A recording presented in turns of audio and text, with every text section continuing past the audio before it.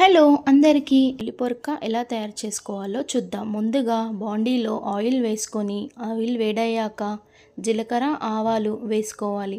అది చిటపటలాడుతుండగా ఉల్లిపాయ ముక్కలు వేసుకొని వేపుకోవాలి.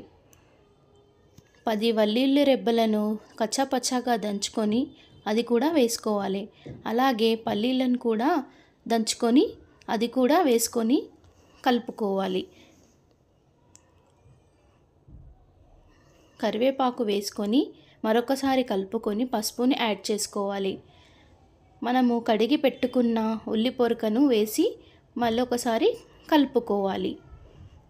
మంచిగా కలుపుకున్న తరువాత అందులోకి కారం, తగినంత ఉప్పు, ధనియాల పొడి వేసుకొని మరొకసారి మంచిగా మిక్స్ చేసుకుంటే అది మగ్గనికే ఒక 10-15 నిమిషాలు మూత పెట్టి తీస్తే అంతే, కర్రీ రెడీ. కొత్తిమీరతో సర్వ్ చేసుకుంటే చాలా బాగుంటుంది. చపాతీలోకి, రైస్లోకి కూడా బాగుంటుంది.